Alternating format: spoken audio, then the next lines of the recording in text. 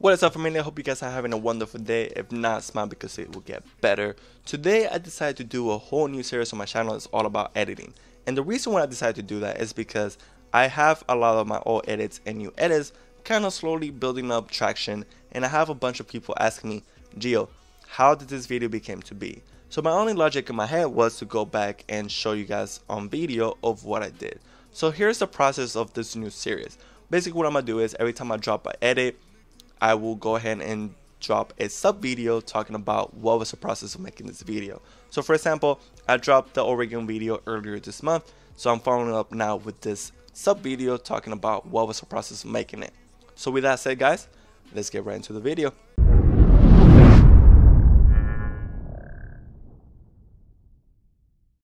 Before we start this tutorial, I do want to say that I am currently using Premiere Pro CC, and I'm aware that many of you guys may be using CS5 or CS6.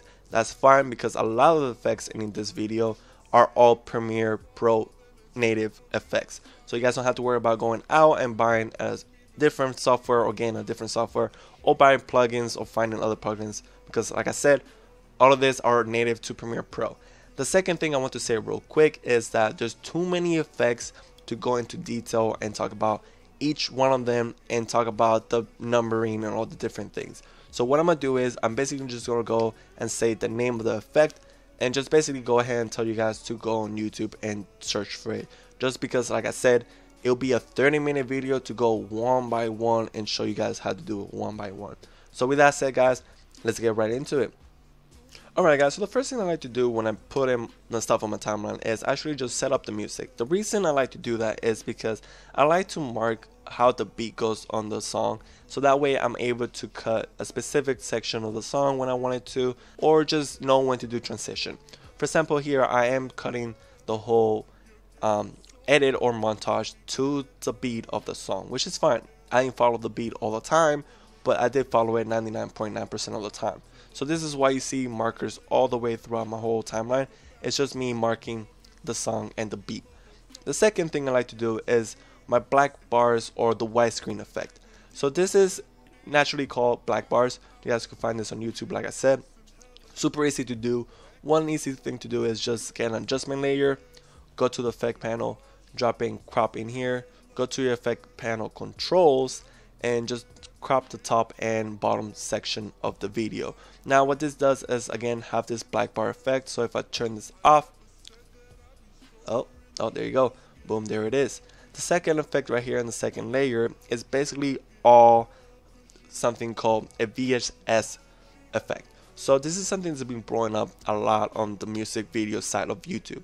As you guys do know, there's multiple ways to do this effect. One of them is actually going out and renting out a camcorder or a high-tech camcorder and just have this whole filter done by itself. The second one is going to Premiere Pro and actually doing the filters manually.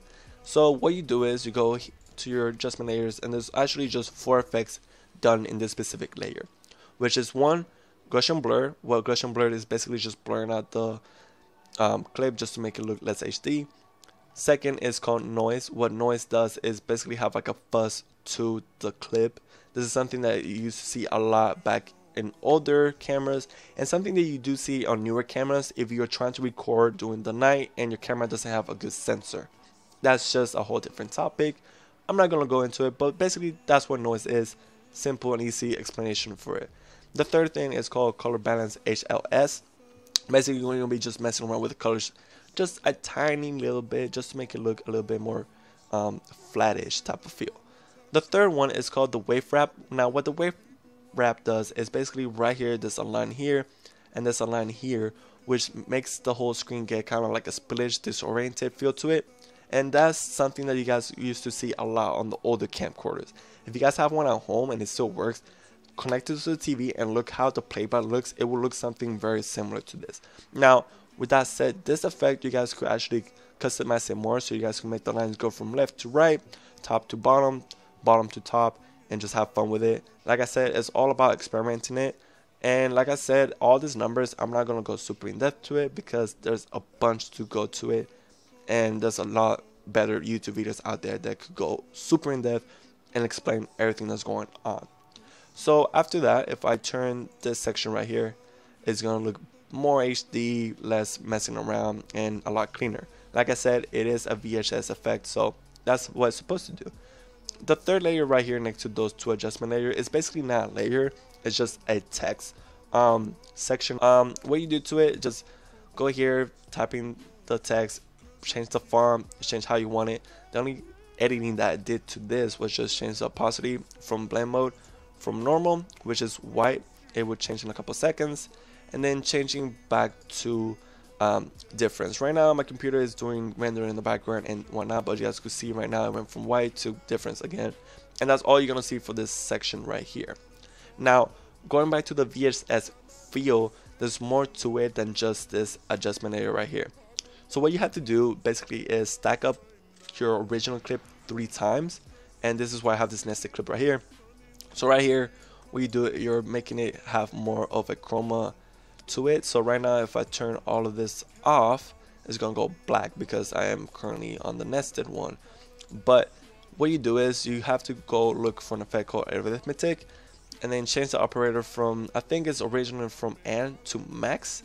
Once you do that, you have to change each clip from the red value, green value, and blue value. So all of them are going to be 0. The red value, change it to 255. Boom. This is why it's all red. The second one is green, 255 green. The rest are 0. Boom. Yellowish, but green because they're mixing. Third one is the blue one. Change it to 255 from the blue one. And boom. Back to coloring normal. So it's blue. It's just basically taking how much of the channel value you want to change it for the 255.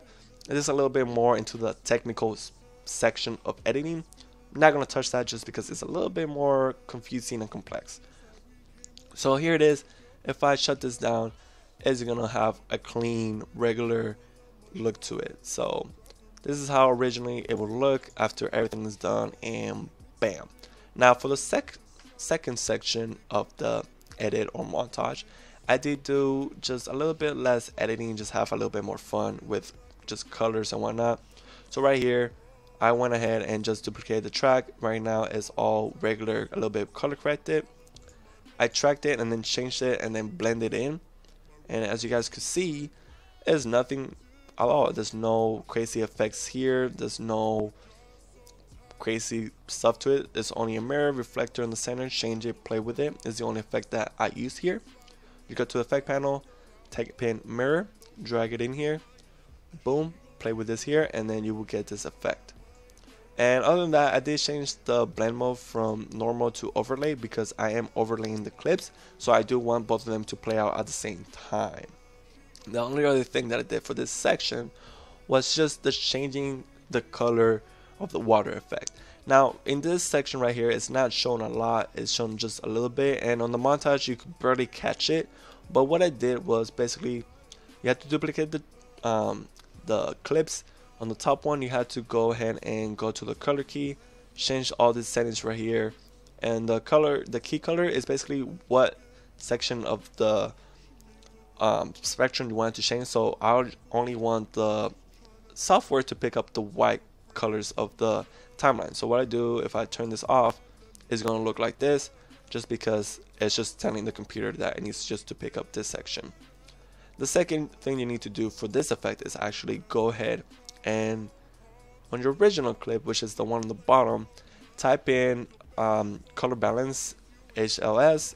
Right here, you don't have to worry about this one because this one is not really working on it, but the secondary one, which is the one I actually did the effect on, all you have to change is just the hue, change into whatever number you want, and it will go through the color spectrums however times you want it, however many times you want it, and however fast you want it to do.